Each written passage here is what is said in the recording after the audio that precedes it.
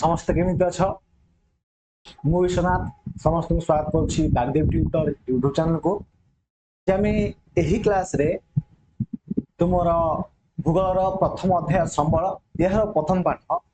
संबल ओ तार विकास तोर first chapter यह को आज आमे स्टार्ट करबा बहुत इंटरेस्टिंग लागिवो बहुत मजा लागिवो पढिया पई तेणु क्लास को केवल तुमे ध्यान सहित देखिबार अछि मन हैला एवं ऑलरेडी सब सब्जेक्ट रो प्लेलिस्ट कहि देछि सब सब्जेक्ट रो प्लेलिस्ट भितरे जति क्लास हे जाइछि सब क्लास तुमको से भितरे मिलि जिवो जो पिला माने जो टॉपिक रो क्लास देखियो चाहछ you can visit the playlist एवं सेठा तुमे वीडियो देखि परिबो ओके तेणु स्टार्ट करबा देखो संबल माने कोन व्यवहार करछ माने संबल माने कोन संबल ओ तार विकास संबल माने कोन एवं तार केमिति विकास हेबो बा केमिति हुए ए सब विषय रे हम पढिबा बहुत मजा लागिवो एवं ए चैप्टर टा देखो क्लास देख साइला परे ए चैप्टर टा गोटे थर करे दोमर मन रहिछ आउ तुमको कोनोसी माने तुम रिवाइज न कले मन रहिछ बुझौ जे नै कोले एग्जाम पूर्व दिन खाली रिवाइज करि जो माने एते सहज चैप्टर एटा तामना न होचे हेमिति छाड़ देबो एवं रिवाइज करिया पड़िबो किंतु कह गले 90% पाखापाखि पाठ मन हो एते सहज चैप्टर एटा केवल तुम्हें ध्यान सहित देख क्लास ओके आ मु जा कहूची भले सुन तो स्टार्ट कर दबा क्लास को आज हमें तेणु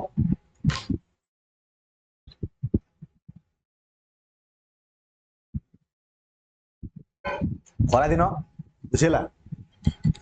पानी न पीले हम आउ let's start okay so start करिया देखो देखो आम जो मनीष जीवन धारण पाई भूपृष्ठस्थ प्राकृतिक परिवेश सदा सर्वदा निर्भर करिଥାଏ चतुर्पार्श्वस्थ परिवेश विभिन्न प्राकृतिक वस्तु को प्रत्यक्ष बा परोक्ष भाव विनियोग करी से तार जीवन यापन आवश्यकता पूर्ण होइଥାଏ या द्वारा तार जीवन शैली मध्य उन्नत होइଥାଏ उक्त सामग्री गुड़िकर प्राकृतिक और भौतिक गुण में पर्यायक्रमे क्षेत्र परिवर्तन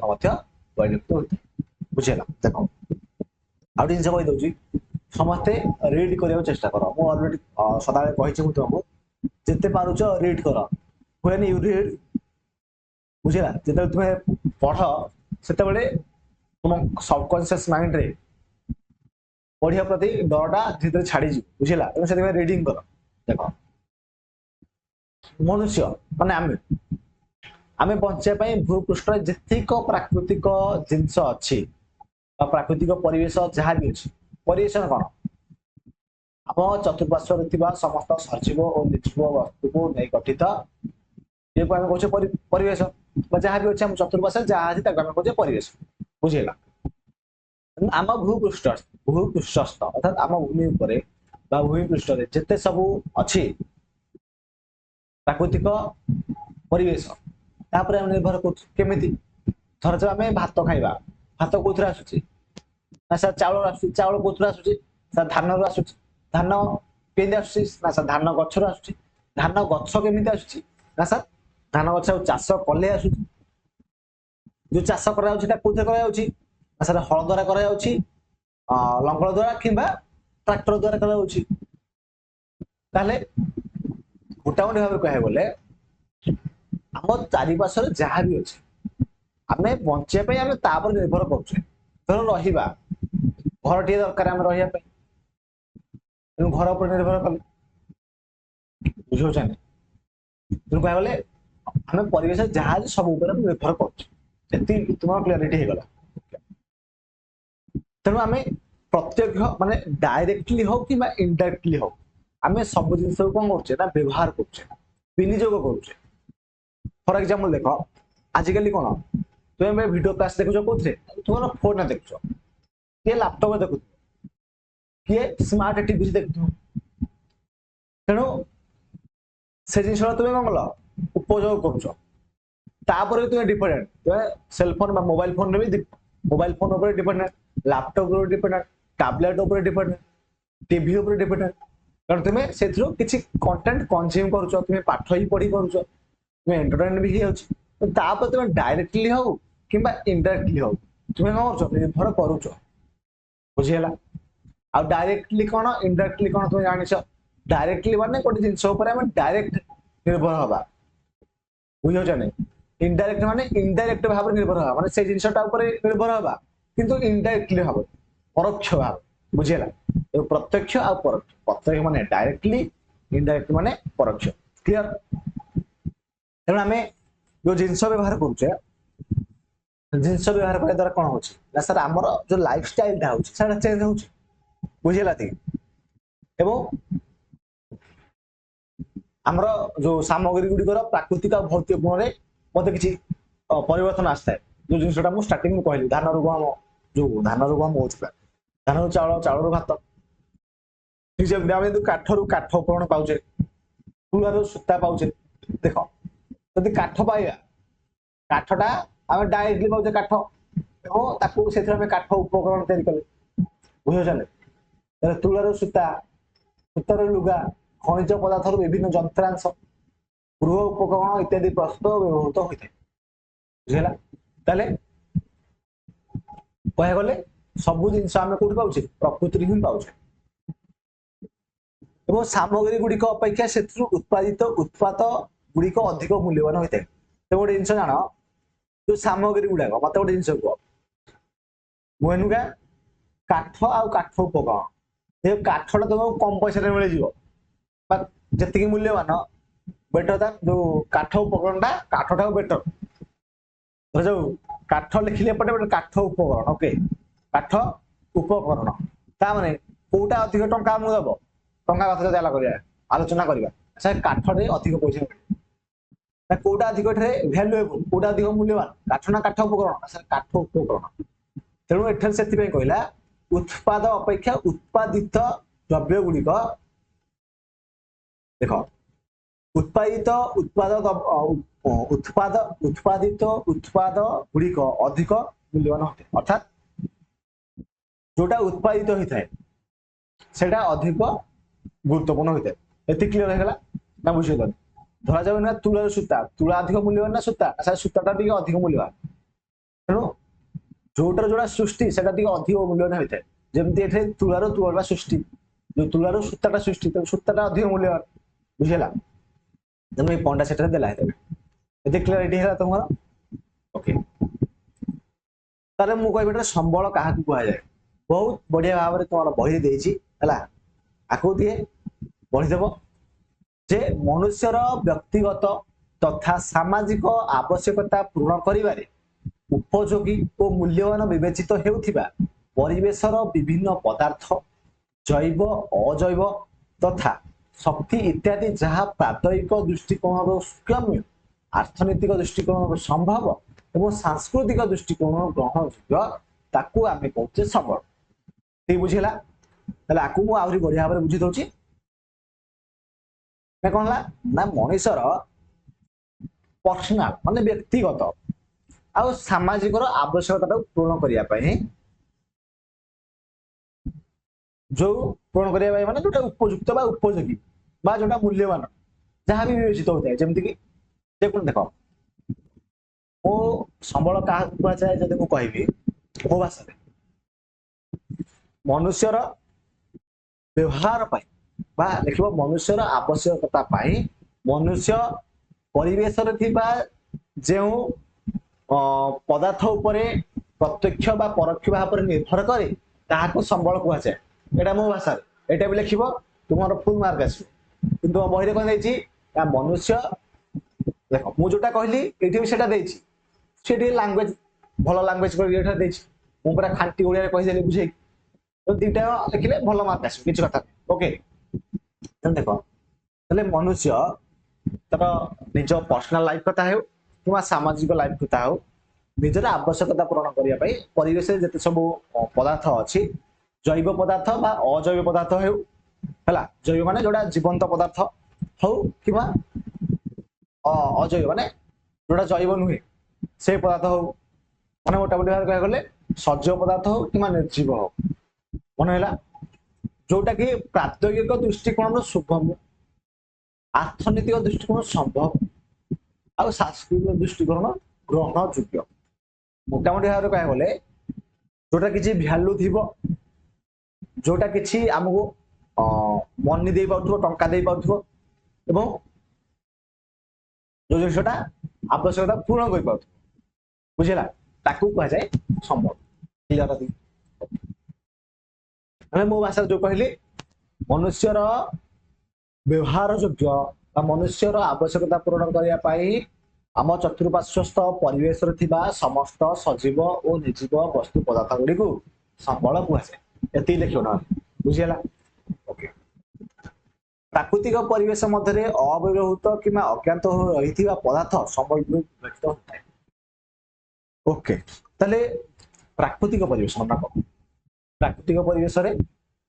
जोटा व्यवहृत होना जोटा आम यूज करना और जो विषय आम जानी ना आम संबल कहीपर ना धर जाओ गोटे जिन कह रिल से सर्ट्स कथा कह गोटे तुमको बुझाई कौन कह जिते आम जिते कोरोना थिला से समय आसला सर्ट्स रिल्स सब आसला धीरे धीरे बर्तमान सर्ट्स और रिल्स बहुत चलती ना गोटे टाइम सर्ट्स और रिल एक्जिट ही कर are you getting my point जमी व्हेन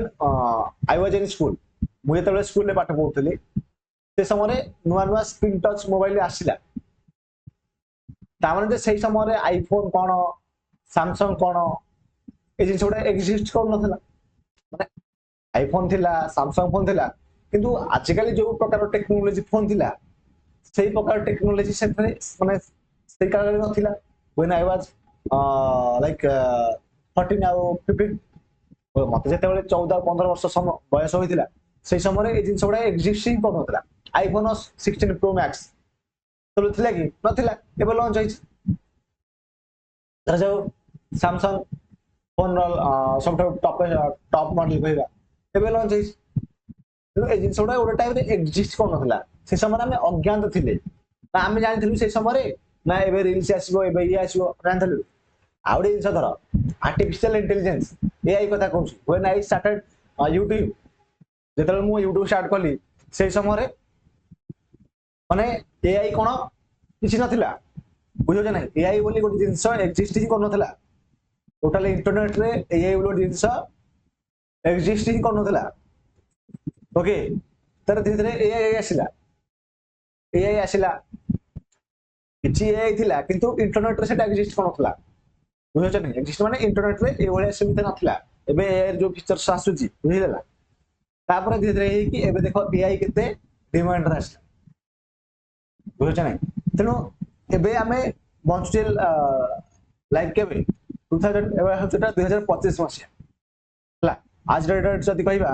रिकॉर्डिंग करछि वीडियो आज 20 अप्रैल 2025 बुझिला आज डेट होची 24/4/2025 तामाने आज देखो जहा टेक्नोलॉजी अछि तुमे आउ 5 वर्ष जोड़ी दियो हला आउ 5 वर्ष पर हे जो केते से 20/4 2030 कथा आलोचना करियो ओके 2030 बेलू देखिबो आहुरी केते टेक्नोलॉजी बाहर पड़िबो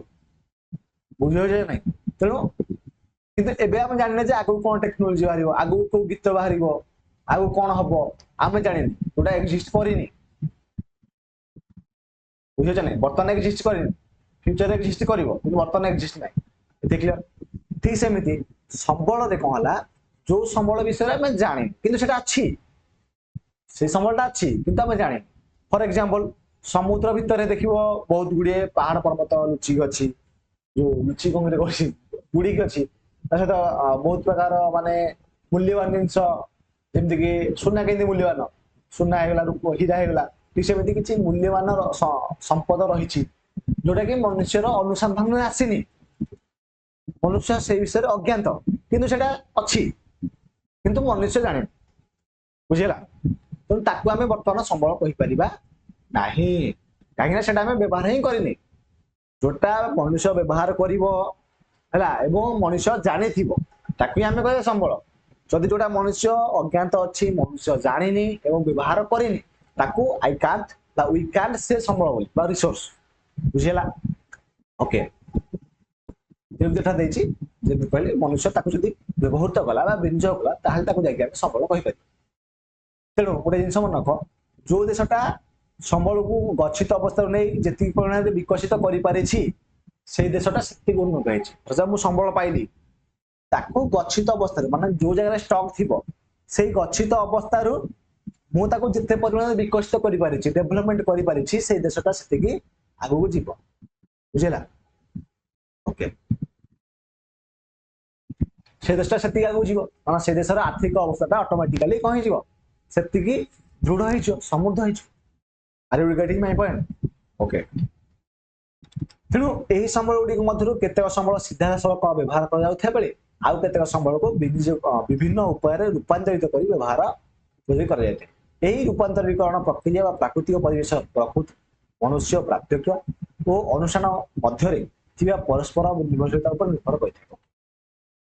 এই পয়েন্টটা ମୁଁ ଜାଣିଛି ତମେ ବୁଝିପାରୁନଥିବ ହେଲା, ମୁଁ ତାହେଲେ କଣ କହିଲି? ଫାର୍ଷ୍ଟ ପଏଣ୍ଟ କହିଲି ଯେ ସମ୍ବଳଟା ଗଚ୍ଛିତ ଅବସ୍ଥାରୁ ତାକୁ ଯୋଉ ଦେଶଟା ଯେତିକି ବିକଶିତ କରୁଛି ମାନେ ଯେତିକି ଡେଭଲପମେଣ୍ଟ କରୁଛି ସେଇ ଦେଶର ଆର୍ଥିକ ଅବସ୍ଥାଟା ସେତିକି ସମୃଦ୍ଧ ହଉଛି ବା ସେତିକି ସେ ଦେଶଟା ଧନୀ ହେଇ ଯାଉଛି, ଏତିକି ବୁଝିଲ। ତେଣୁ ଏ ଯୋଉ ସମ୍ବଳ ଗୁଡାକ ରହିଲା ସେଇ ସମ୍ବଳ ଗୁଡିକ ମଧ୍ୟରୁ ଆମେ କେତେକ ସମ୍ବଳକୁ ଡାଇରେକ୍ଟଲି ବ୍ୟବହାର କରୁଛେ, ଆଉ କେତେକ ସମ୍ବଳକୁ ଆମେ ଇନଡାଇରେକ୍ଟଲି ବ୍ୟବହାର କରୁଛେ। ଅର୍ଥାତ୍ କେତେଟା ସମ୍ବଳ ଡାଇରେକ୍ଟଲି ଆମେ ବ୍ୟବହାର କଲେ, କାକୁଡି ଡାଇରେକ୍ଟ ଗଛରୁ ତୋଳିଲେ ଖାଇଲେ, ବୁଝିଲା ନା? କାକୁଡି ଗଛରୁ ତୋଳିଲେ ଆମେ ଖାଇଲେ, ଧର ଆଳୁ ଆଣିବା, ଆଳୁଟାକୁ ଆମେ ସିଝଉଛେ, ତାକୁ ଆମେ କିଛି ରୂପାନ୍ତରିତ କଲେ, କି ତାକୁ ତରକାରୀ କଲେ, କି ଡାଲିରେ ପରିଣତ କଲେ, କରି ଖାଇଲେ, ବୁଝିପାରୁଛ ନା? ଠିକ ସେମିତି ଧରାଯାଉ ଖଟ କଥା ଆଲୋଚନା କରିବା। ଖଟ ହେଲା, ଯୋଉ ଖଟ ରହିଲା ଖଟଟା ଡାଇରେକ୍ଟଲି ନା ଇନଡାଇରେକ୍ଟଲି? ଇନଡାଇରେକ୍ଟଲି ଆସିଲା। କେମିତି ନା କାଠରୁ ଖଟ ହେଇଛି, ତେଣୁ କାଠରୁ ଆମେ କଣ କଲେ, ଆପଣ କହି ସାର୍ ଆଜିକାଲି ଲୁହାରୁ କାଠ, ଲୁହାରୁ ବି ହଉଛି ଖଟ, ଜାଣିଛି, ବୁଝିଲା? ତେଣୁ କାଠରୁ ବୁଝୁଛି, ବୁଝୁଛ ନାଇଁ? ଯୋଉ କାଠରୁ ଖଟ ହେଲା, ଯୋଉ ଖଟଟା ହେଲା, ଦେଖ କାଠ ହେଲା ପ୍ରତ୍ୟକ୍ଷ, ବୁଝିଲା, ମାନେ ଡାଇରେକ୍ଟଲି ଆମେ ୟୁଜ କଲେ, କିନ୍ତୁ ଖଟଟା ଇନଡାଇରେକ୍ଟଲି ୟୁଜ କଲେ, ମାନେ କାଠକୁ କିଛି ରୂପାନ୍ତରିତ କରିକି ଆମେ ଖଟଟା କଣ କଲେ, ତିଆରି କଲେ। ତେଣୁ ଏଠାରେ ଆମକୁ ଦେଲା ସେଥିପାଇଁ ଯେ ଯୋଉ ରହିଲା ଆମର ସମ୍ବଳ, ସମ୍ବଳକୁ ଆମେ ବିଭିନ୍ନ ଉପାୟରେ ରୂପାନ୍ତରିତ କରିକି ବ୍ୟବହାର କରୁଛୁ। ଏବଂ ସେ ଯୋଉ ରୂପାନ୍ତରଣ ପ୍ରକ୍ରିୟାଟା ପ୍ରାକୃତିକ ପରିବେଶର ପ୍ରକୃତି କେମିତି ଅଛି,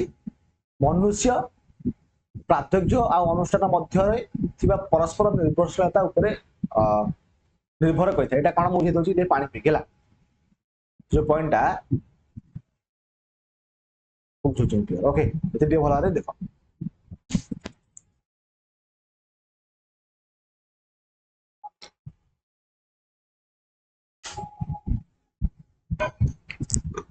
ଦେଖ ପ୍ରାକୃତିକ ପରିବେଶ ପ୍ରକୃତି ମାନେ କଣ, ମୁଁ ଜିନିଷ କହିଲି ଡାଇରେକ୍ଟଲି ବ୍ୟବହାର କରିବା, ଇନଡାଇରେକ୍ଟଲି ବ୍ୟବହାର କରିବା। ତାହେଲେ ପ୍ରାକୃତିକ ପରିବେଶ ପ୍ରକୃତି ମାନେ ପ୍ରାକୃତିକ ପରିବେଶଟା ଯୋଉ ରହିଲା ତାର ପ୍ରକୃତି ମାନେ କୋଉ ଜିନିଷଟା ସେ ଦେଲା, ସବୁ କାଠ କଥା ଆଲୋଚନା କରିବା, କାଠ ଦେଲା ସେ ହେଲା। ମନୁଷ୍ୟ ମାନେ ଆମେ, ମନୁଷ୍ୟର ମୋର କଣ ଦରକାର, ମୋ ଶୋଇବା ଗୋଟେ ଖଟ ଦରକାର, ଖଟ ଏଠି। ପ୍ରାଥର୍ଯ୍ୟ ଓ ଅନୁଷ୍ଠାନ ମଧ୍ୟରେ ଥିବା ପରସ୍ପର ନିର୍ଭରଶୀଳତା, ତାମାନେ କଣ, ପ୍ରାଥର୍ଯ୍ୟ ଆଉ ଅନୁଷ୍ଠାନ। ଦେଖ ଏଇ ଖଟଟାକୁ ମୁଁ ରୂପାନ୍ତର କଲି, କାରଣ ଦେଖ ମୁଁ ମନୁଷ୍ୟ ହେଲା, ଇଏ ହେଲା କାଠ, ଇଏ ହେଲା ମୁଁ ହେଲି ମନୁଷ୍ୟ, ମୋ ଦରକାର ଖଟ, ମୁଁ କିଛି ଟେକ୍ନୋଲୋଜି ଖଟେଇଲି, ପ୍ରଯୁକ୍ତି ବିଦ୍ୟା ଖଟେଇକି ମୁଁ ଖଟଟାକୁ ତିଆରି କଲି, ଖଟ ତିଆରି କରିକି ତାପରେ ମୁଁ ଶୋଇଲି, ବୁଝିଲ? ତେଣୁ ଏଠାରେ କାଠ, ଖଟ, ମନୁଷ୍ୟ ଆଉ ଯୋଉ ଟେକ୍ନୋଲୋଜି ୟୁଜ କଲା ହେଲା, ସବୁ ଜାଗା ଗୋଟେ ହେଲା ନାହିଁ, ଗୋଟେ ଉପରେ ନିର୍ଭର ହେଲା ନାହିଁ, କହିବାକୁ ଗଲେ ଗୋଟେ ଉପରେ କଣ, ମାନେ ପରସ୍ପର ଉପରେ ନିର୍ଭର ହେଲେ। ମୁଁ ଖଟ ଉପରେ ନିର୍ଭର ହେଲି ହେଲା, କାଠ ଉପରେ ନିର୍ଭର ହେଲି, କାଠ ବି ଆମ ଉପରେ ନିର୍ଭର ହେଲା, ମାନେ ଇନଡାଇରେକ୍ଟଲି କହୁଛି ହେଲା, କାଠ ଆମ ଉପରେ ନିର୍ଭର କଣ ଆମର ଶୋଉଛି, ବୁଝିଲେ? ମାନେ ଗୋଟେ କଥାଟା ବୁଝ, ମାନେ ଆମେ ନିର୍ଭର ହେଲେ କାହା ଉପରେ, କାଠ ଉପରେ ନିର୍ଭର ହେଲେ, ଆମେ ମଧ୍ୟ ଖଟ ଉପରେ ନିର୍ଭର ହେଲେ, ବୁଝିଲା? ଯଦି ଆମେ କୌଣସି ଜୀବନ୍ତ ଉଦାହରଣ ନବା ଆହୁରି ବେଟର ଭାବରେ ବୁଝିପାରିବ। ଓକେ, ଜୀବନ୍ତ ଉଦାହରଣ ନେଲେ ଆହୁରି ବେଟର ଭାବରେ ବୁଝିପାରିବ, ତେଣୁ ବେଶୀ ଉଦାହରଣ ନେଲେ ଭଲ ନାହିଁ, ଏତିକି କେବଳ ବୁଝ ହେଲା, ଲମ୍ବା ହେଇଯିବ କ୍ଲାସ। ତେଣୁ ଦେଖ ଭୌତିକ ପରିବେଶ ମାନେ ପ୍ରକୃତି, ପ୍ରାଥର୍ଯ୍ୟ, ଅନୁଷ୍ଠାନ, ଏଠି ମନୁଷ୍ୟ, ଏମାନେ ମନୁଷ୍ୟ କହିବାକୁ ଗଲେ ସମସ୍ତଙ୍କ ଉପରେ ନିର୍ଭରଶୀଳ। ଓକେ, ଅନ୍ତଃନିର୍ଭରଶୀଳ ଅନ୍ତଃନିର୍ଭରଶୀଳତା ମାନେ ଅନ୍ତରୁ ସମସ୍ତ ସହିତ ନିର୍ଭରଶୀଳ ହେଇକି ଅଛି।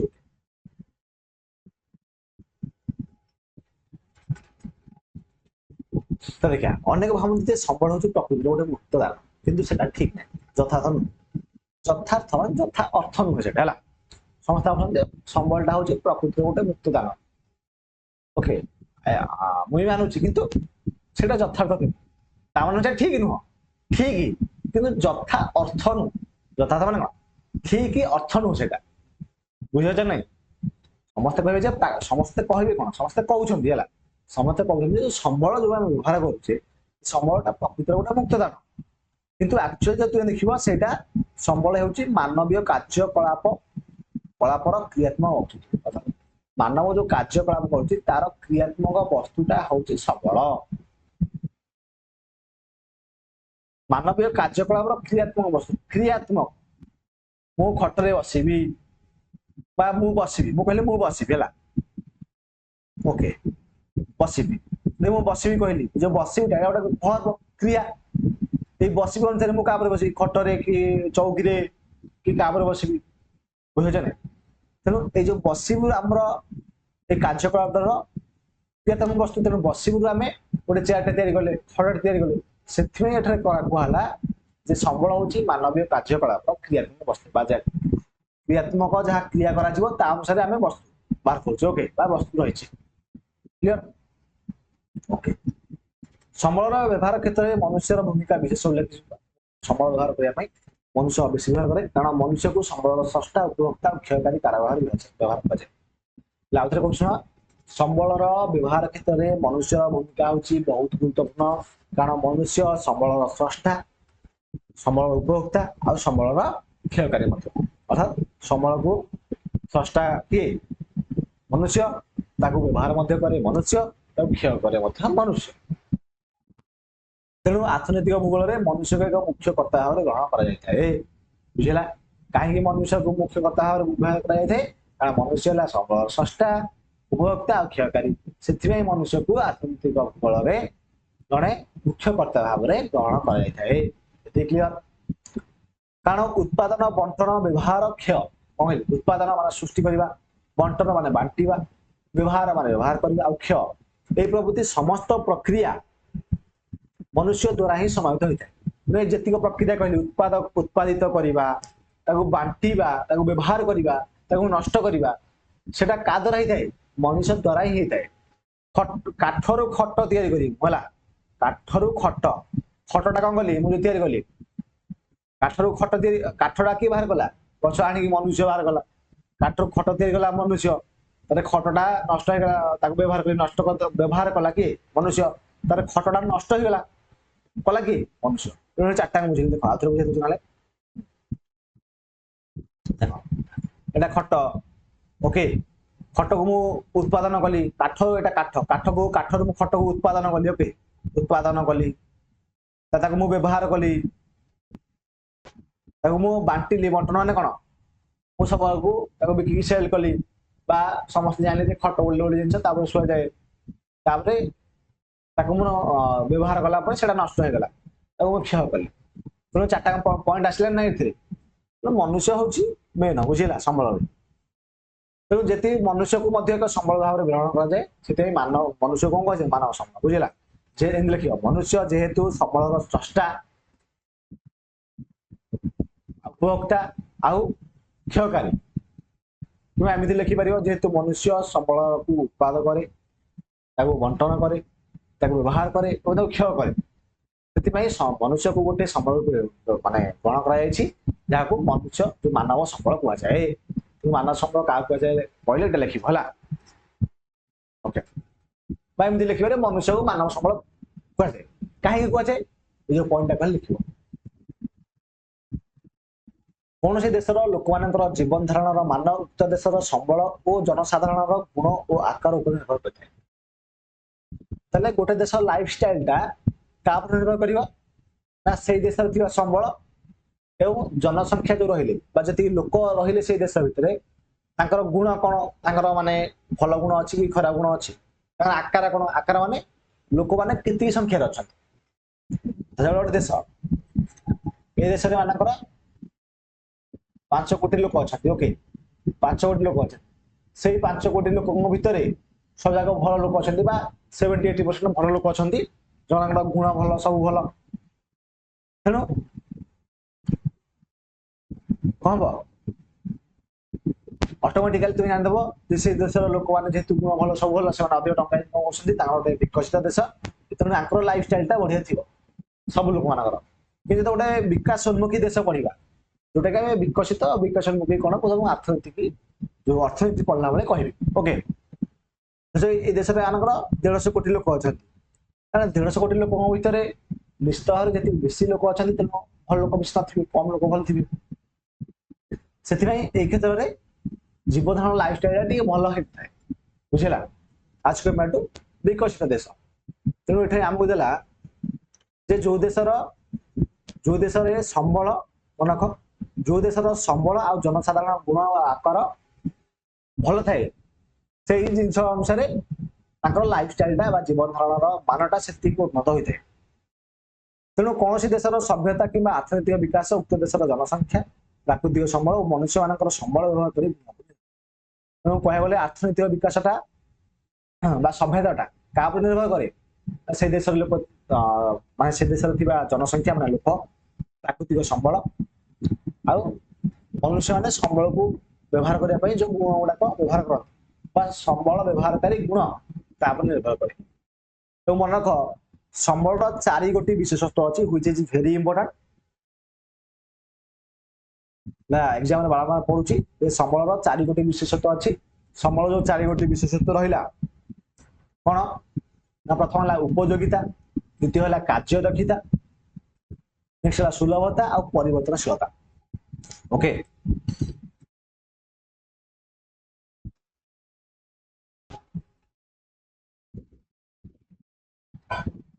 देह भल नथिला ताई मु वीडियो रिकॉर्डिंग करछु ओके देखो संबल 4टा विशेषत्व अच्छी 4टा कौन सर गोटे यूटिलिटी माने उपयोगिता ताके हम उपयोग करूँ कार्य दक्षता माने फंक्शनालिटी सेटा केमिते काम लागुच सुलभता माने सेटा अवेलेबल अच्छी ना नहीं परिवर्तनशीलता सेटा चेंज ही पाउछ ना नहीं तेणु ए 4टा हला संबल विशेषत्व यदि आम काठ को आलोचना करवा काठर उपयोगिता कौन काठ को आम जाली पार काठ को आम विभिन्न प्रकार वस्तु तैयारी करिपरिबा ओके तेणु तार उपयोगिता होगा तार कार्य दक्षता फंक्शन कौन करमती कहली फटाफट तैयारी कर सुलभता जो अवेलेबल अच्छे ना यस काठ प्रबल अवेलेबल अच्छी परिवर्तनशीलता चेंज हो पार्छ ना यस खट हो पार्छ आलना हो पार्छ ड्रेसिंग टेबुल हो पार्छ लाठी हो पार्छ ओके तेणु प्रथमतः संबल मनुष्य व्यवहार उपयोगी आवश्यक माने व्यवहार अर्थ दरकार द्वितीय है तार सुलभता थी आवश्यक माने अवेलेबल थी दरकार तृतीयतः संबल विभिन्न प्रक्रिया माध्यम मनुष्यर आवश्यकता पूर्ण कर सहायता आवश्यक अर्थात मनुष्यर आवश्यकता पूर्ण कर दरकार एवं चतुर्थ है वैज्ञानिक उपाय या परिवर्तन कर आवश्यक वैज्ञानिक उपाय चेंज कर बुझेगा तेणु संबल विशेषत्व मुझे भावुँ समस्ते बुझी तेणु एति भल जान आम देखा संबल प्रकार भेद संबल प्रकार भेद कौन ना देख उत्पत्ति व्यवहार गुण इत्यादि अनुसार संबल को विभिन्न भाव में विभक्त कराई माने संबल को उत्पत्ति अनुसार विभक्त कराई व्यवहार अनुसार विभक्त कराई गुण अनुसार व्यवहार विभक्त कराई ओके जमीक आम उत्पत्ति माने प्रकृति अनुसार जो देखा प्रकृति अनुसार संबलटा हूँ 3 प्रकार ना हाँ 3 प्रकार प्रकृति अनुसार 3 प्रकार जो 3 प्रकार संबल कौन कौन गोटे नेचुरल रिसोर्सेस सांस्कृतिक माने कल्चरल रिसोर्सेस आउ है मानव संबल ह्यूमन रिसोर्सेस बुझेगा ताले लिखिब प्रकृति अनुसार संबल केते व्यवहार युक्त ना सर 3 व्यवहार युक्त कौन कौन प्राकृतिक संबल सांस्कृतिक संबल मानव संबल थारे प्राकृतिक संबल कौन देख ना प्रकृति थिबा जे पदार्थ और शक्ति द्वारा मनुष्य प्रत्यक्ष और परोक्ष भाव में उपयुक्त होता है से प्राकृतिक संबल कह माने प्रकृति में जी वस्तु पदार्थ अच्छी पदार्थ शक्ति अच्छी जहाँ मनुष्य डायरेक्टली हो किंबा इनडायरेक्टली व्यवहार करुछि ताकू आमे कहबा प्राकृतिक संबल। प्राकृतिक संबल उदाहरण है कौन ना भूमि, मूर्तिका, अरण्य, वन्यप्राणी, जल, वायु, खनिज पदार्थ, शक्ति सब जगह प्राकृतिक संबल आसला। तार पड़िया सांस्कृतिक संबल। सांस्कृतिक संबल कौन ना सभ्यतार विकास क्रम में मनुष्य निजर दक्षता और कारीगरी ज्ञान कौशल माध्यम प्राकृतिक संबल को रूपांतरित करी किंबा अविकल भाव में विभिन्न उपाय व्यवहार उपयोग कर पारछि। तो विभिन्न मनुष्यकृत सांस्कृतिक और अर्थनैतिक अनुष्ठान, शिल्प, शिक्षा, स्वास्थ्य, गमनागमन, वाणिज्य, अर्थ लगान, अर्थ संचालन, सामाजिक राजनीतिक अनुष्ठान प्रथम कौन पढ़ल प्राकृतिक संबल जोटा प्रकृति जो शक्ति पदार्थ अच्छी जहाँ मनुष्य डायरेक्टली और इनडायरेक्टली व्यवहार कर प्राकृतिक संबल। एग्जाम है मूर्तिका, भूमि, अरण्य, वन्यप्राणी, जलवायु, खनिज पदार्थ, शक्ति इत्यादि। सांस्कृतिक संबल कौन ना जेहेतु सभ्यता जेनेरेशन बाय जेनेरेशन चेंज होउची, जेतरे टाइम बढ़ुची से मनुष्य निजर दक्षता आ टेक्नोलोजी को यूज करके ज्ञान टाक यूज करके से कौन करुच्ची ना संबल टाक रूपांतरित करुच्ची अविकल से भाया रखिकी से कौन करुच्ची ना विभिन्न प्रकार कार्य व्यवहार करुच्ची। जमीक एग्जाम्पल है शिल्प होगा, शिक्षा, स्वास्थ्य, गमनागमन, वाणिज्य, अर्थ लगान, अर्थ संचालन, सामाजिक राजनीतिक अनुष्ठान बुझेगा उगला संबल सांस्कृतिक संबल अंतर्भुक्त बुझेगा। सामाजिक राजनैतिक अनुष्ठान से मनुष्य कौन कर चेंज कर सांस्कृतिक संबल। मानव संबल कौन मनुष्य जेहेतु गोटे निजे संबल तेणु मनुष्य गोटे संबल भाव व्यवहार माने कह जाए। तेणु मनुष्य एवं तार परिवेश और सांस्कृतिक संगठन मिलित प्रक्रिया संबल सृष्टि होता है। मनुष्य एवं तार परिवेश और सांस्कृतिक संगठन मिलित प्रक्रिया कार सृष्टि होता है ना संबल सृष्टि होता है। जमी संरचना, संस्थान, गुणवत्ता इत्यादि है ह्यूमन रिसोर्स। जैव संबल जमी स्टार्टिंग कही जीक सजीव वस्तु अच्छी कह जैव संबल। मनुष्य, प्राणी, उद्भिद, अणुजीव, पशुपक्षी, माछ इत्यादि बुझेगा। अजैव संबल जीक अजैव माने निर्जीव जार जीवन ना जमीक भूमि है, शिला है, जल है, मृत्तिका, खनिज है अजैव संबल। मुझे पचारि भूमिटा जैव संबल ना अजैव अजैव मुझे पचारि भूमिटा प्राकृतिक संबल हो पार यस हो पार कारण से प्रकृति एक्जिस्ट ही करुच्ची। तार व्यवहार और सुलभता अनुसार संबल को दुई भाग व्यक्त कर बुझेगा। गोटे है कौन ना असरंती अक्षय संबल आ गए सरंती सीमित क्षयशील संबल। असरंती अक्षय असरंती कौन बुझुच सर जोटा सरबन ओके। तेणु जो संबल को मनुष्य बारंबार व्यवहार करने द्वारा शेष हुए ना आम कह असरंती अक्षय संबल। जमीक सौर शक्ति, वायु आगु तुम जिते व्यवहार कले भी से सरब ना। सरंती सीमित क्षयशील संबल माने एमती केतक संबल अच्छी जहाँ मनुष्य बारंबार व्यवहार करने द्वारा से धीरे धीरे ह्रास पाई था। जो संबलटा धीरे धीरे ह्रास पाई था शेष हो भय रही है आशंका रही है कह आम सरंती सीमित क्षयशील संबल। उदाहरण है पेट्रोलियम, कोयला आ विभिन्न प्रकार खनिज पदार्थ जोटा अच्छी काले शेष हो भय भी रोचे धीरे धीरे शेष हो। देख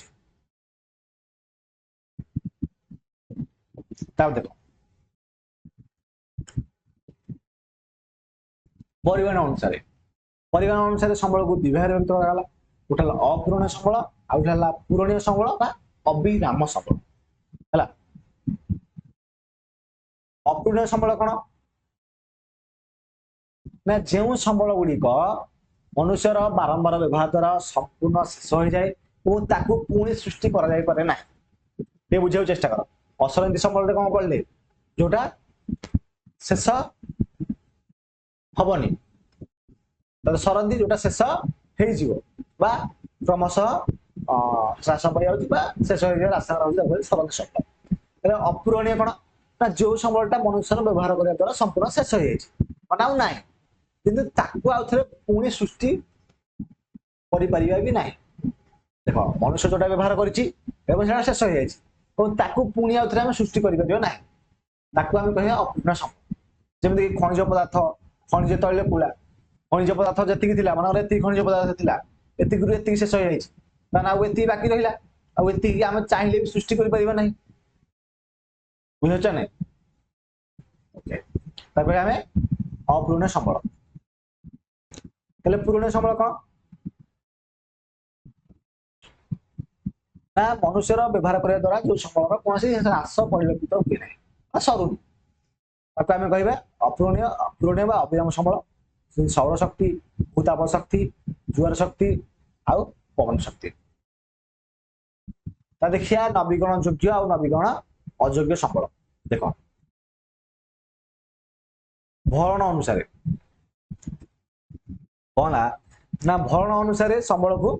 ଦୁଇ ଭାଗରେ ବିଭକ୍ତ କରାଗଲା। ଗୋଟେ ହେଲା ନବୀକରଣ ଯୋଗ୍ୟ ସମ୍ବଳ, ଆଉ ଗୋଟେ ହେଲା ନବୀକରଣ ଅଯୋଗ୍ୟ ସମ୍ବଳ। ସାର୍ ନବୀକରଣ ଯୋଗ୍ୟ ବା ରିନ୍ୟୁଏବଲ ରିସୋର୍ସେସ୍ କଣ ନା ଦେଖ ପିଲେ, ଯେଉଁ ସମ୍ବଳଟାକୁ ବାରମ୍ବାର ବ୍ୟବହାର କରିବା ଦ୍ୱାରା ମାନେ ସମ୍ପୂର୍ଣ୍ଣ କ୍ଷୟ ହୁଏ ନାହିଁ ଏବଂ ବିଭିନ୍ନ ପ୍ରକାର ଉପାୟ ତାକୁ ଆମେ ପୁଣି ସୃଷ୍ଟି କରିପାରିବା, ମାନେ ପୁନଃ ଭରଣ କରିପାରିବା, ତାକୁ କହିବା ଆମେ ନବୀକରଣ ଯୋଗ୍ୟ ସମ୍ବଳ। ବୁଝିହେଲା? ଆଉ ଥରେ କହୁଛି, ଯେଉଁ ସମ୍ବଳକୁ ମନୁଷ୍ୟ ବାରମ୍ବାର ବ୍ୟବହାର କରିବା ଦ୍ୱାରା ସେଗୁଡିକ ସମ୍ପୂର୍ଣ୍ଣ କ୍ଷୟ ହେଇନି, ମାନେ ଏବେ ବି ଅଛି ସେଗୁଡାକ, ଅଳ୍ପ କିଛି କ୍ଷୟ ହେଇଛି, ମାନେ କଣ ସମ୍ପୂର୍ଣ୍ଣ କ୍ଷୟ ହେଇନି, ମାନେ ଅଳ୍ପ କିଛି କ୍ଷୟ ହେଇଛି।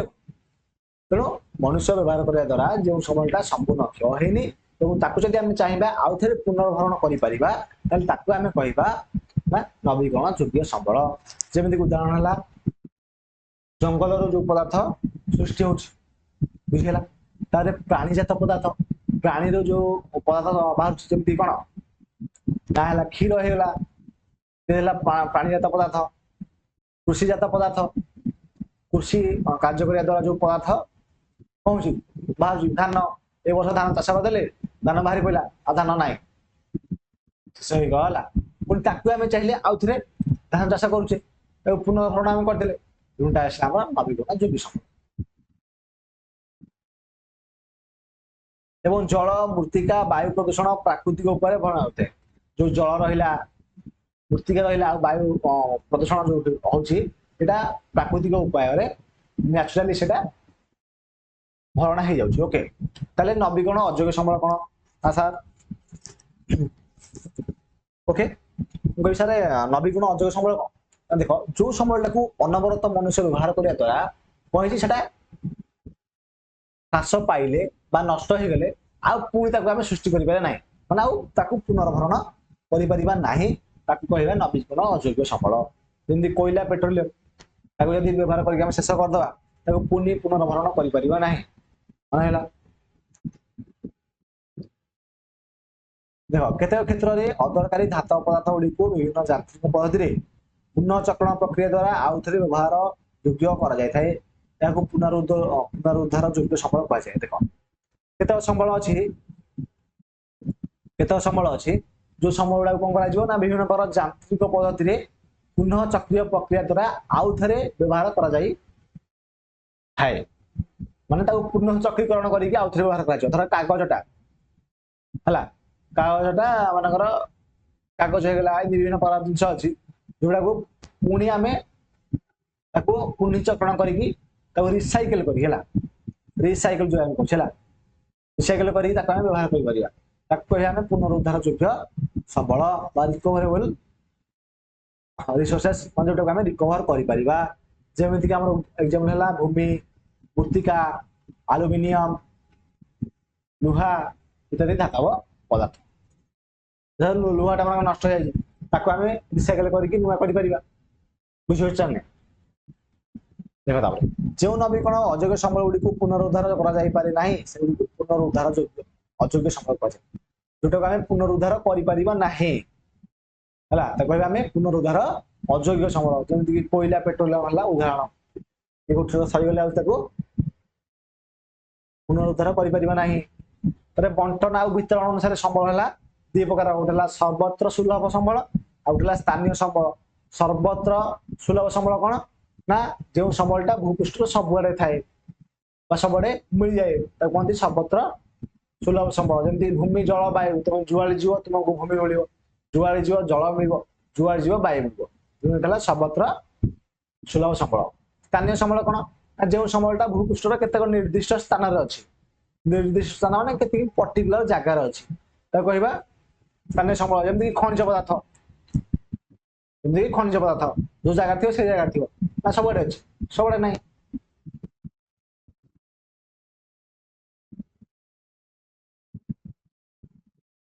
ओके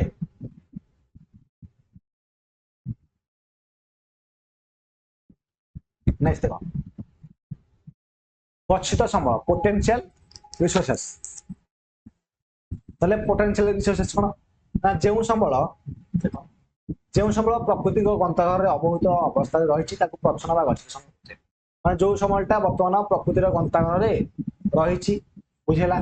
एवं सेटा आमे व्यवहार करनी भाई जोटा प्रकृतिर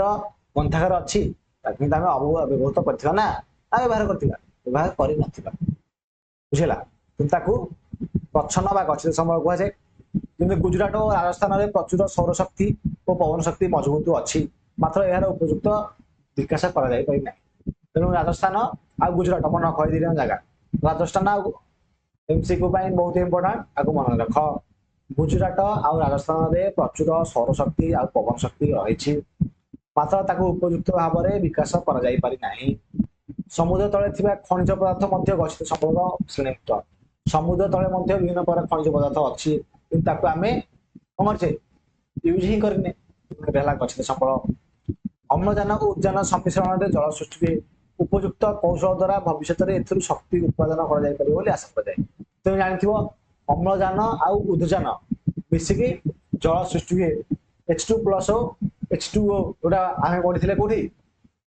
जल जो रासायनिक प्रतिक्रिया और रासायनिक समीकरण रे तेणु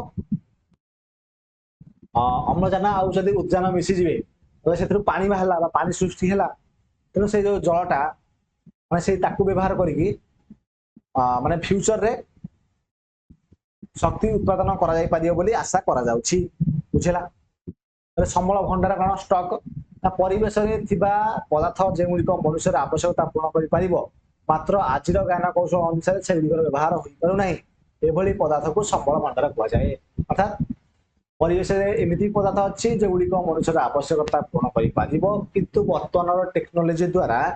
मनुष्य आवश्यकता सेटा पूर्ण कर पारु नाही बा मनुष्य व्यवहार कर पारु नाही ताकि कहबा हम संबल भंडार विकसित संबल डेवलप्ड रिसोर्स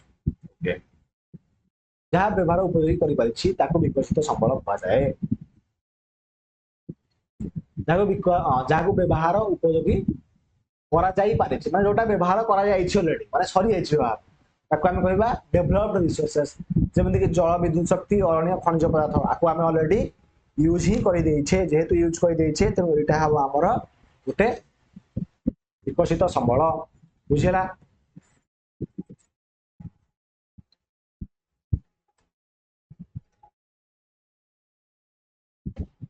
ओके नहीं देखिबा रिजर्व संबल कौन संरक्षित संबल देख ना जो संबल पदार्थ गुड़िक संधान मिल जाइछि मिल पारिछि मात्र व्यवहार उपयोगी हो पारि नाही किंतु भविष्य में उपयोगी होवार आशा अछि से गुडी संरक्षित संबल कह जाय देख संरक्षित संबल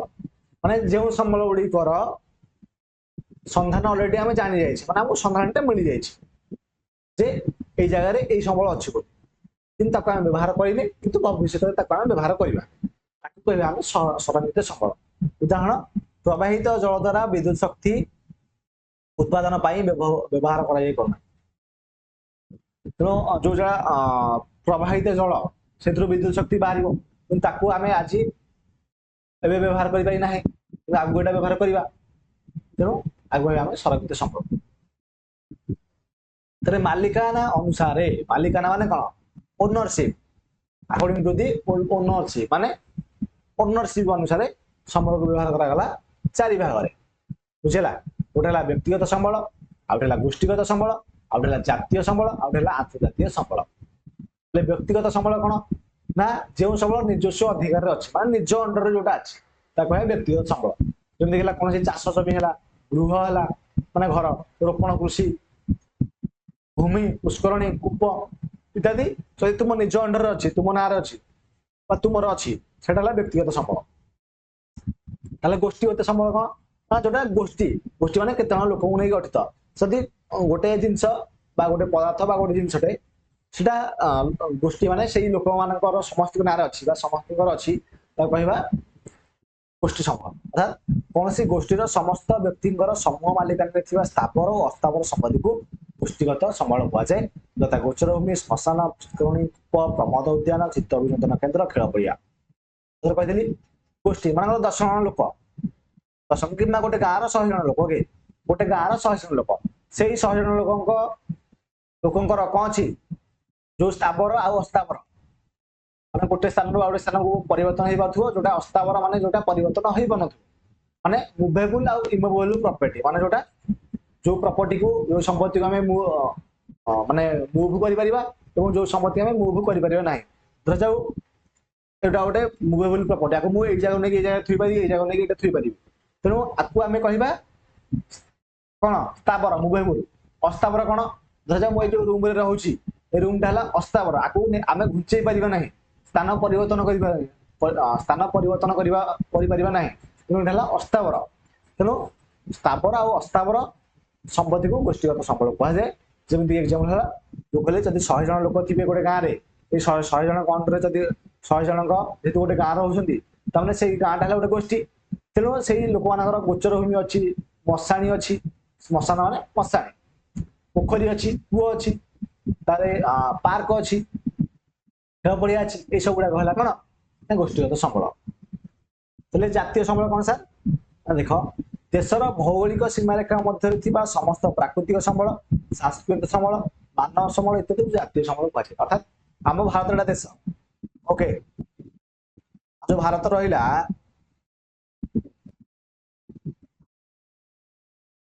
ओके इंडिया यही भारत भितर बुझला भारत भितर भारतर भौगोलिक सीमारेखा मध्य माने भौगोलिक माने भूगोल अनुसार जति सीमा रेखा अच्छी बुझीला से सीमा रेखा मध्य जो जहाँ भी प्राकृतिक संबल रहा सांस्कृतिक संबल रहा मानव संबल रहा ताको आमे कहबा कोन असल जातीय संबल बुझीला एवं देशर जातीय संबल उपरे देशर समृद्धि और विकास निर्भर करता है जातीय संबल उपरे समृद्धि और विकास निर्भर करियो मन रखियो सदा कारण जातीय संबल द्वारा ही देशर उन्नति हम विकास हम जमीक रास्ता घाट केनाल रेलपथ खनिज पदार्थ जल अरण्य वन्यप्राणी गुड़िक जातीय संबल जीव देख जलटा कौन पढ़ल जलटा सरबनी जलटा सर्वव्यापी संबल पढ़ल बुझेगा ये जलटा जातीय संबल पढ़ु मैंने केते देखो कमन आसुचा ना तो सब जिन गुड़ा पढ़ ऑप्शन दे ऑप्शन के एलिमिनेट करके आंसर तुम देख आराम से है देख एपरिक उपकूल ठारू समुद्र आड़ को प्राय 12 नॉटिकल माइल दूरता थी जलभाग ये समुद्र अंतर्गत देख ये स्टार्टिंग कही था कि कहली यहाँ पढ़ला बेले आम कह देख देख 12 नॉटिकल माइल माने 12 नॉटिकल माइल माने केते होची सर 22.2 किलोमीटर मन रख 12 नॉटिकल माइल होची 22.2 किलोमीटर एग्जाम रे पड़िबो सारे ताले कहल 24 नॉटिकल माइल केते ना सर 24 हो 4 2 गुण 2 गुण हबो 44.4 किलोमीटर हो किबा कमी देथिबो और 5 नॉटिकल माइल केता हो बुझिला ये गोटे नॉटिकल माइल केता हो तेणु क्वेश्चन बुले की पकाउछे तुमे पढ़िथिले आराम से एग्जाम करि परिबो ओके देखो जो आम भारत पढ़ले मैप भौगोलिक सीमा रेखा गोटे वार्ड यूज करी बुझला भौगोलिक सीमा रेखा मध्य जो संबल अच्छी आम कह जातीय संबल तेणु भौगोलिक सीमा रेखा 12 नॉटिकल माइल समुद्र ये जो जगह गुड़ाक आम कहे इंडियन ओशियन कहे ना एपटे कहे बंगोपसागर आरब सागर यहाँ कहे इंडियन ओशियन इंडियन ओशियन रहा जोटा कि 12 नॉटिकल माइल पर्यंत उपकूल ठार जो समुद्र मध्य को 12 नॉटिकल माइल माने 22.2 किलोमीटर पर्यंत सेटा आम भारत सीमा रेखा आसूची तेणु से भितर ଭିତରେ ଯୋଉ ଖଣିଜ ପଦାର୍ଥ ଥିବ ବା ଯେତିକି ସମ୍ବଳ ଥିବ ତାକୁ ଆମେ କହିବା ସମ୍ବଳ ବୋଲି। କୋଉ ସମ୍ବଳ ନା ଜାତୀୟ ସମ୍ବଳ ବୋଲି କହିବେ। ଓକେ, ହେଲେ ଆନ୍ତର୍ଜାତୀୟ ସମ୍ବଳ କଣ କହିଲେ? ନା ଆନ୍ତର୍ଜାତୀୟ ସମ୍ବଳ ହେଲା ଯେଉଁ ସମ୍ବଳ ଆନ୍ତର୍ଜାତିକ ଅନୁଷ୍ଠାନ ଦ୍ୱାରା ପରିଚାଳିତ ହୋଇଥାଏ ତାକୁ ଆନ୍ତର୍ଜାତୀୟ ସମ୍ବଳ କୁହାଯାଏ। ମାନେ ଯୋଉଟା ଆନ୍ତର୍ଜାତୀୟ ଅନୁଷ୍ଠାନ ଦ୍ୱାରା ପରିଚାଳିତ ହୋଇଥିବ କହିବା ଇଣ୍ଟରନାଲ ରିସୋର୍ସେସ ବା ଆନ୍ତର୍ଜାତୀୟ ସମ୍ବଳ। ଯେମିତି ସମୁଦ୍ର ଉପକୂଳର ଅନ୍ୟାନ୍ୟ ଅର୍ଥନୈତିକ ଅଞ୍ଚଳ ଅର୍ଥାତ୍ 200 ନଟିକାଲ ମାଇଲ ପର୍ଯ୍ୟନ୍ତ ପରବର୍ତ୍ତୀ ଅଞ୍ଚଳରେ ଥିବା ସାମୁଦ୍ରିକ ସମ୍ବଳ 370 କିଲୋମିଟର। ତାହେଲେ ସମୁଦ୍ର ଉପକୂଳର ଅନ୍ୟାନ୍ୟ ଅର୍ଥନୈତିକ ଅଞ୍ଚଳ ଅର୍ଥାତ୍ 370 କିଲୋମିଟର ବା 200 ନଟିକାଲ ମାଇଲ ର ପରବର୍ତ୍ତୀ ଅଞ୍ଚଳରେ ଥିବା ସାମୁଦ୍ରିକ ସମ୍ବଳର ଅନ୍ତର୍ଭୁକ୍ତ। ଏହା ଉପରେ ଆନ୍ତର୍ଜାତିକ ଅନୁଷ୍ଠାନ ଅର୍ଥାତ୍ ବିଶ୍ୱ ଜାତି ସଂଘ ୟୁନାଇଟେଡ୍ ନେସନ୍ସ ର କର୍ତ୍ତୃତ୍ୱ ରହିଥାଏ ଏବଂ ଏହାର ବିନା ଅନୁମତିରେ କୌଣସି ଦେଶ କୌଣସି ପ୍ରକାର ଅଧିକାର ସାବ୍ୟସ୍ତ କରିପାରିବ ନାହିଁ। ତେଣୁ ୟୁନାଇଟେଡ୍ ନେସନ ଅଣ୍ଡରରେ ସେଟା ରହୁଛି କୋଉଟା ଆନ୍ତର୍ଜାତିକ ଅନୁଷ୍ଠାନଟା। ତେଣୁ ତା ବିନା ଅର୍ଥାତ୍ ୟୁଏନ ବିନା ମାନେ ବିଶ୍ୱ ଜାତିସଂଘ ବିନା ଅନୁମତିରେ କୌଣସି ଦେଶ କୌଣସି ପ୍ରକାର ଅଧିକାର ସାବ୍ୟସ୍ତ କରିପାରିବେ ନାହିଁ। ମନେ ହେଲା? ତେଣୁ ଯୋଉ ଆନ୍ତର୍ଜାତିକ ସମ୍ବଳଟା ରହିଲା ସେଟା ସମୁଦ୍ରରେ କେତେ ନଟିକାଲ ମାଇଲ ପର୍ଯ୍ୟନ୍ତ ବିସ୍ତୃତ? 200 ନଟିକାଲ ମାଇଲ। 200 ନଟିକାଲ ମାଇଲ ମାନେ କେତେ କିଲୋମିଟର? 370 କିଲୋମିଟର। ବୁଝିଲା ଟିକେ? ଓକେ, ତାପରେ ରହିଲା ତୁମର ସମ୍ବଳର ବିକାଶ ଯୋଜନା। ସମ୍ବଳର ବିକାଶ ଯୋଜନା ଠାରୁ ଆମେ ନେକ୍ସଟ କ୍ଲାସରେ ପଢିବା। ତେଣୁ ଏଇ ଭିଡିଓ କ୍ଲାସ ମୁଁ ଏଠାରେ ଏଣ୍ଡ କରିଦଉଛି। ତେଣୁ ସମସ୍ତେ ନିଶ୍ଚିତ ଭାବରେ ପ୍ଲେଲିଷ୍ଟ ଭିତରେ ଯାଇକି ଭିଡିଓ କ୍ଲାସ ଗୁଡ଼ିକୁ ଦେଖିପାରିବ। ତେଣୁ ରହୁଛି, ଧନ୍ୟବାଦ।